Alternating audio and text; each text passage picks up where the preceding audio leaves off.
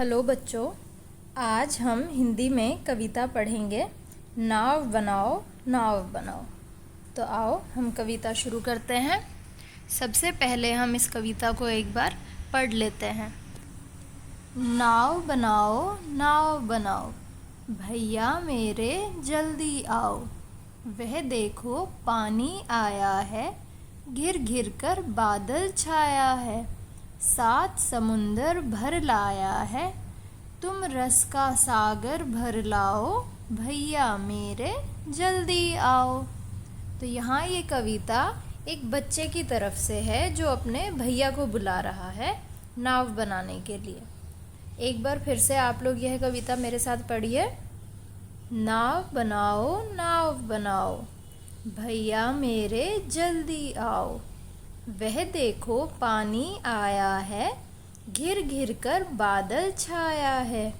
7 समुंदर भर लाया है, तुम रस का सागर भर लाओ। भैया मेरे जल्दी आओ। पानी सचमुच खूब पड़ेगा, लंबी चौड़ी गली भरेगा। लाकर घर में नदी धरेगा, ऐसे में तुम भी लहराओ। भैया मेरे जल्दी आओ।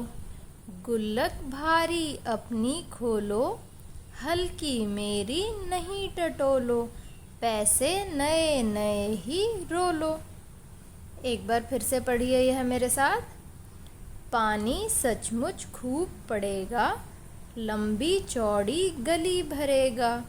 लाकर घर में नदी धरेगा, ऐसे में तुम भी लहराओ। भैया मेरे जल्दी आओ। गुल्लक भारी अपनी खोलो, हल्की मेरी नहीं टटोलो। पैसे नए नए ही रोलो। फिर बाजार लपक तुम लाओ, भैया मेरे जल्दी आओ। ले आओ कागज़ चमकीला, लाल हरा या नीला पीला। रंग बिरंगा खूब रंगीला, कैंची चुटकी हाथ चलाओ। भैया मेरे जल्दी आओ। एक बार फिर से पढ़ते हैं। फिर बाजार लपक तुम लाओ, भैया मेरे जल्दी आओ। ले आओ कागज़ चमकीला, लाल हरा या नीला पीला। रंग बिरंगा खूब रंगीला, कैंची चुटकी हाथ चलाओ। भैया मेरे जल्दी आओ। छप छप कर कूड़े से अड़ती, बूंदों लहरों लड़ती बढ़ती। सबकी आँखों चढ़ती गढ़ती, नाव तैरा मुझको हर्षाओ। भैया मेरे जल्दी आओ। क्या कहते मेरे क्या बस का, क्यों तब फिर यह किसके बस का। खोट सभी है बस आलस का, आलस छोड़ो सब कर पाओ। भैया मेरे जल्दी आओ। एक बार फिर से पढ़िए। छप छप कर कूड़े से अड़ती, बूंदों लहरों लड़ती बढ़ती। सबकी आँखों चढ़ती गढ़ती, नाव तैरा मुझको हर्षाओ। भैया मेरे जल्दी आओ। क्या कहते मेरे क्या बस का, क्यों तब फिर यह किसके बस का। खोट सभी है बस आलस का, आलस छोड़ो सब कर पाओ। भैया मेरे जल्दी आओ। तो यहाँ हमने इस कविता में देखा कि बारिश के मौसम में एक छोटा बच्चा अपने भैया को बुला रहा है नाव बनाने के लिए। वह कागज़ की नाव बनाना चाहता है और उसमें वह अपने भैया की मदद लेना चाहता है। इस कविता को लिखा है हरि कृष्ण दास गुप्त जी ने। ये इस कविता के कवि हैं। तो आइए अब हम इस कविता के कुछ नए शब्द देखते हैं। समुंदर। आप देख सकते हैं यहाँ इस फोटो में, यह है समुंदर जो पानी का एक स्रोत होता है, जिसको हम सागर भी कहते हैं और समुद्र भी कहते हैं। समुंदर का अर्थ होता है सागर या समुद्र, यह पानी का बहुत बड़ा स्रोत होता है। टटोलो, टटोलो मतलब जैसे यह टटोल रहा है, यहाँ पर कुछ ढूंढ रहा है। टटोलना मतलब कुछ ढूंढना। हर्षाओ, हर्षाओ मतलब खुश करो। हर्ष मतलब होता है खुशी, तो हर्षाओ मतलब कि खुश करो।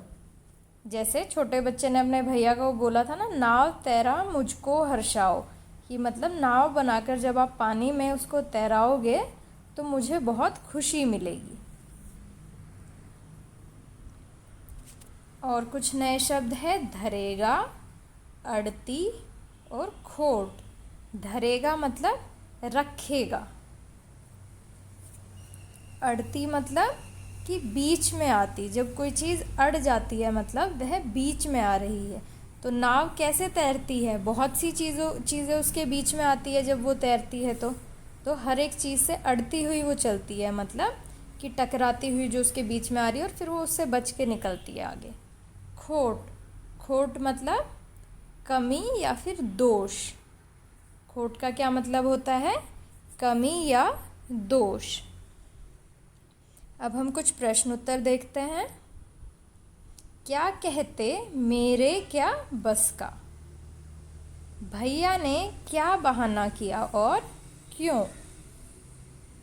ये भैया ने बहाना किया था। क्या कहते मेरे क्या बस का, और क्यों किया? भैया ने बहाना किया कि नाव बनाना उनके बस का नहीं है, क्योंकि वे आलस कर रहे थे। तो भैया को नाव बनाने में आलस आ रहा था, इसलिए उन्होंने कहा कि यह मेरे बस का नहीं है, मतलब कि मैं नाव नहीं बना सकता, मुझे नाव बनानी नहीं आती। बूंदों लहरों लड़ती बढ़ती। कौन बूंदों और लहरों से लड़ती हुई आगे बढ़ रही है? कविता में कौन था या कौन थी जो बूंदों और लहरों से लड़ती हुई आगे बढ़ रही है? नाव बूंदों और लहरों से लड़ती हुई आगे बढ़ रही है। कौन आगे बढ़ रही है? नाव। गुल्लक भारी अपनी खोलो, हल्की मेरी नहीं टटोलो। किसकी गुल्लक भारी है और किसकी गुल्लक हल्की है?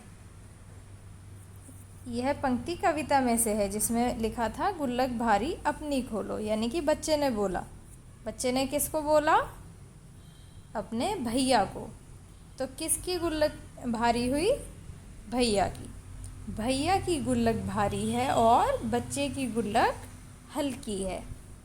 इसीलिए बच्चे ने कहा कि आप अपनी भारी गुल्लक से पैसे निकालो ताकि हम चमकीला कागज़ लाएं नाव बनाने के लिए। नाव की आत्मकथा। अब यहाँ पर हमें क्या करना है कि हमें नाव के बारे में सोचना है। आप सोचिए कि अगर आप एक नाव होते तो आप उसके बारे में लिखते कि आप कैसा महसूस कर रहे हैं एक नाव बनकर, आप कहाँ कहाँ तैर रहे हैं, किस चीज़ से बने हैं, किसने आपको बनाया है, वो सब चीज़ें। आत्मकथा मतलब कि किसी के बारे में उसके नज़रिए से ही लिखना। तो अभी आपको अपने आप को एक नाव बनाकर सोचना है कि आप एक नाव हैं और फिर आपको उसके बारे में लिखना है। जैसे शुरू करते हैं। मैं एक नाव हूँ, मैं कागज़ से बनी हूँ, मुझे एक लड़के ने बनाया है, मुझे उसका नाम तो नहीं पता, लेकिन अब इसको आपको आगे बढ़ाना है। ये शुरुआत हो गई है एक नाव की आत्मकथा की। अब आपको एक नाव बनकर सोचना है और आप सोचकर अपने विचार इसमें लिखिए। जैसे कि मुझे उसका नाम तो नहीं पता, लेकिन वह एक छोटा लड़का है, उसने अपने भाई की मदद से मुझे बनाया, मुझे बनाने के लिए उसने रंगीले चमकीले कागज़ और कैंची का इस्तेमाल किया। मुझे बनाकर उसने वर्षा के पानी में तैरने के लिए छोड़ दिया।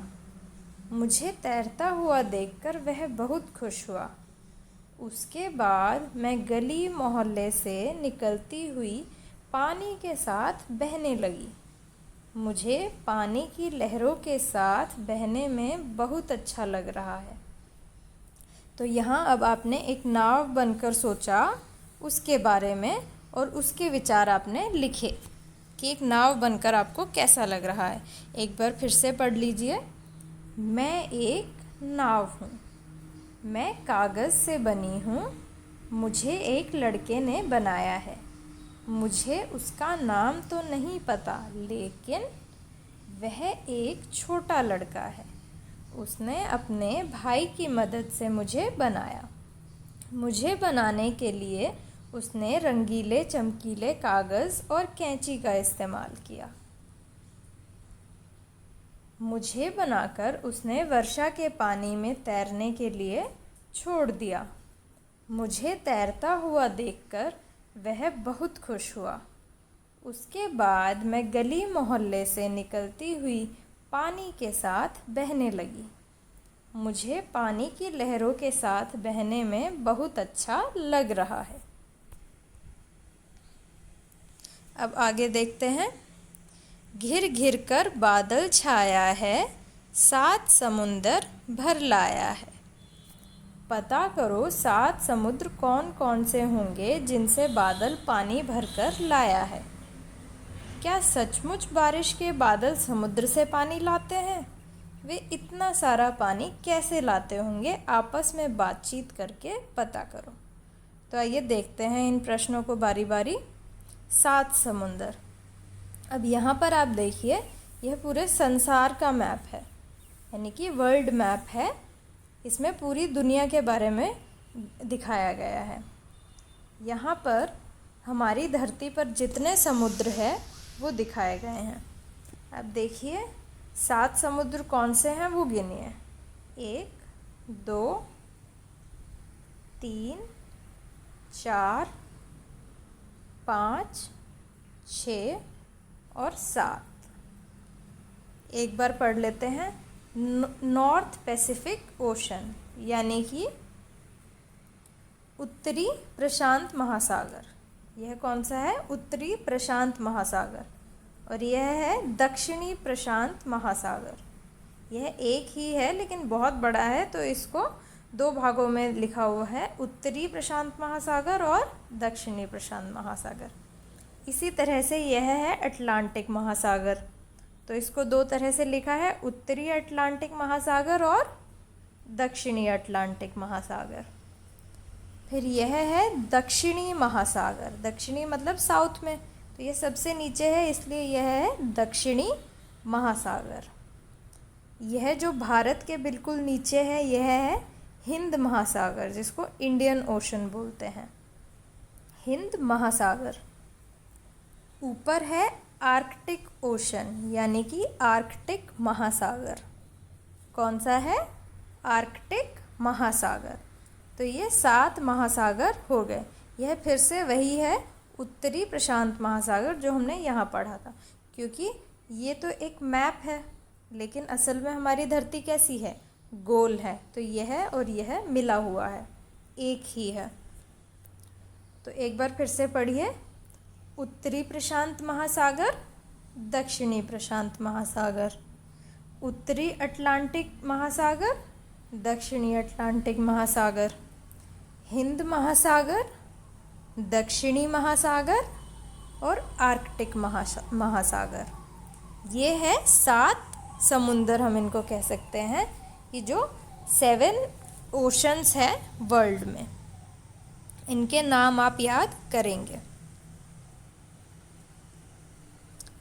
क्या बारिश के बादल सचमुच समुद्र से पानी लाते हैं? अब आपको ये सोचना है कि जो बारिश के बादल है उनके पास पानी कहाँ से आता है बरसाने के लिए। यह आपने पिछली कक्षा में भी पढ़ा था।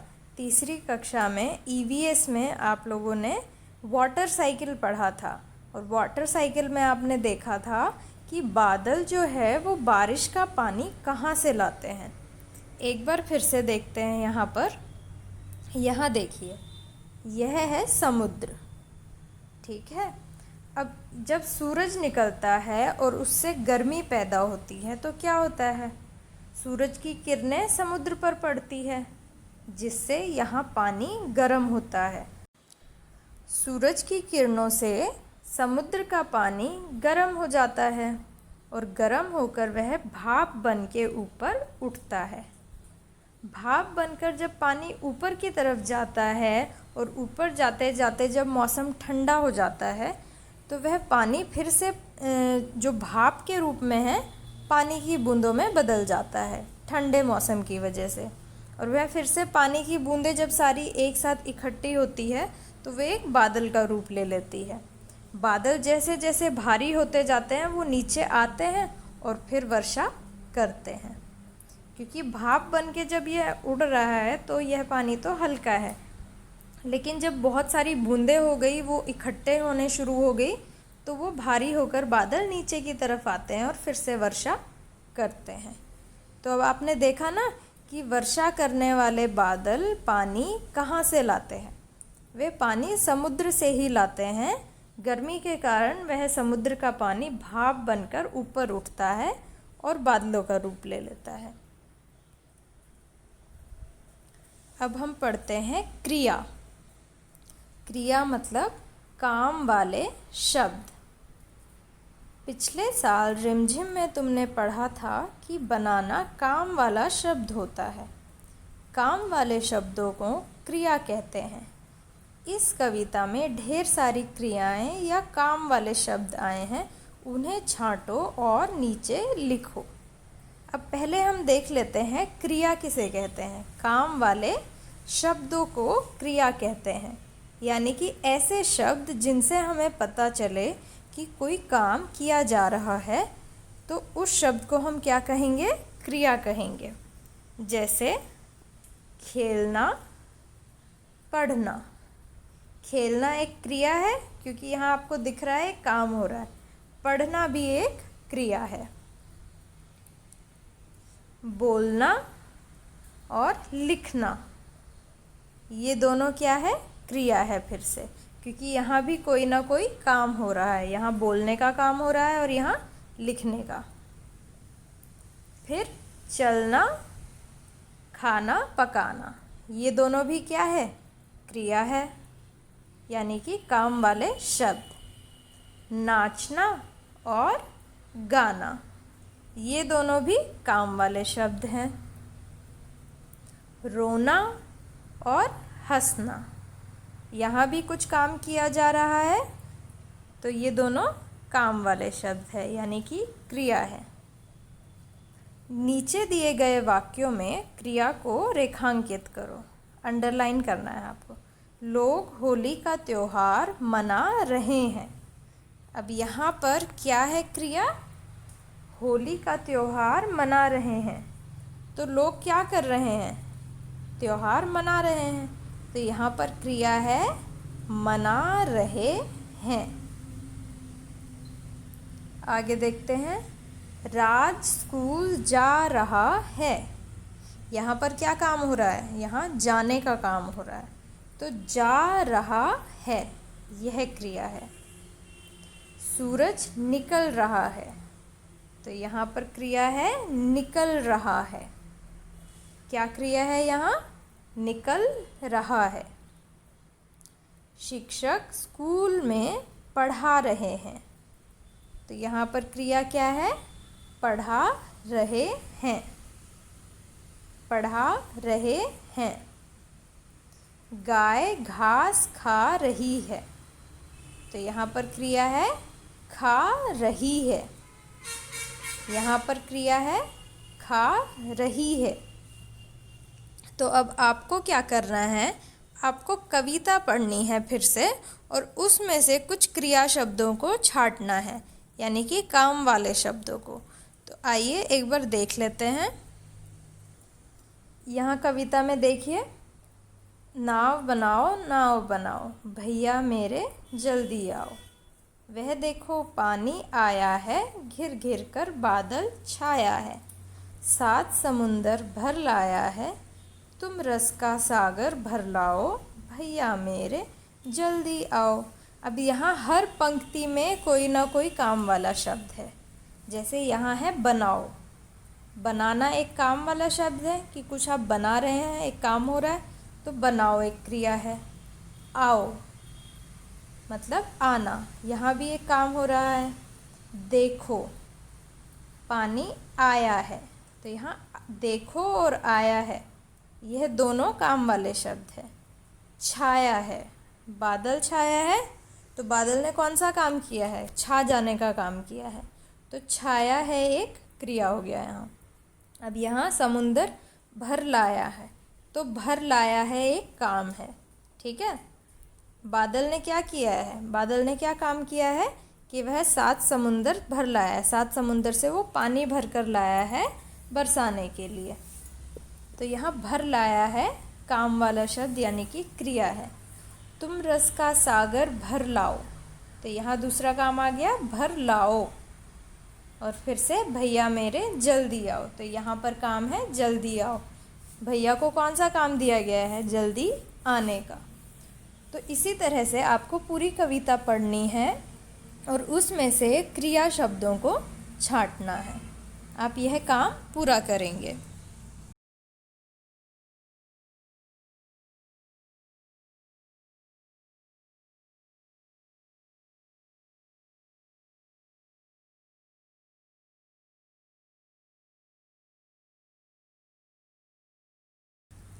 धन्यवाद।